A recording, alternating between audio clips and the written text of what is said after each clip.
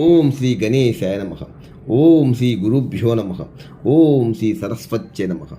ఓం నమః శివాయ. ఓం నమః శివాయ. ఓం నమో నారాయణాయ. ఓం శ్రీ మాత్రే నమః. ఆది మధ్యంతరహితుడు వేద వేదాంత వేద్యుడు ఆ గరళకంఠుణ్ణి, ఆ కైలాసపతిని సోమవారం సందర్భంగా లక్ష్మీ మేడం గారు తన లింగాష్టకముతో స్వామిని పిలుస్తున్నారు. లైక్ చేయండి, షేర్ చేయండి, నచ్చితే సబ్స్క్రైబ్ చేయండి. ఓం నమః శివాయ.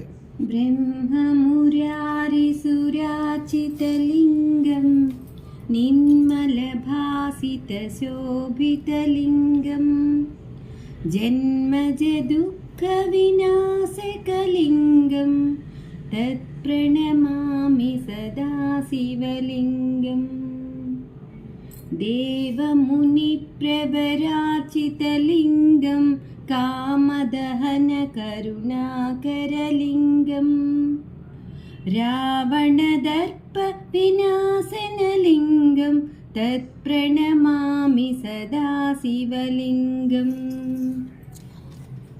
सर्वसुगन्धसुलेपितलिङ्गं बुद्धिविवर्धनकारणलिङ्गम् सिद्धसुरासुरवन्दितलिङ्गं तत्प्रणमामि सदा शिवलिङ्गम् कनकमहामणिभूषितलिङ्गं फणिपतिवेष्टितशोभितलिङ्गं दक्षसुयज्ञविनाशनलिङ्गं तत्प्रणमामि सदा शिवलिङ्गम् कुङ्कुमचन्दनलेपितलिङ्गं पङ्कजहारसुशोभितलिङ्गं सञ्चितपापविनाशनलिङ्गं तत्प्रणमामि सदा शिवलिङ्गम्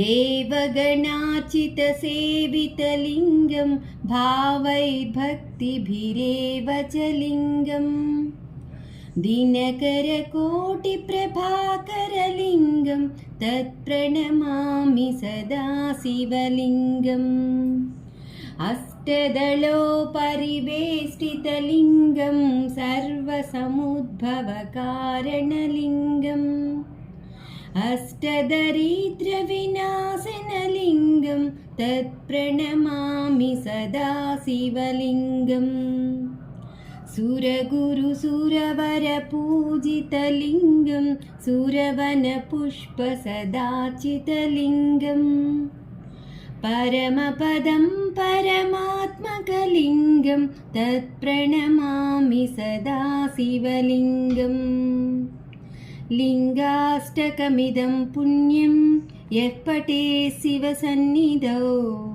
शिवलोकमवाप्नोति शिवेन सह मोदते। ॐ नमः शिवाय. ॐ नमः शिवाय. ॐ नमः शिवाय. ఈ లింగాష్టకాన్ని కనీసం ప్రతిరోజు 9 సార్లు చదవండి. ఖచ్చితంగా మనసులో ఉండే కోరిక బలపరుస్తాడు ఆ రుద్రుడు.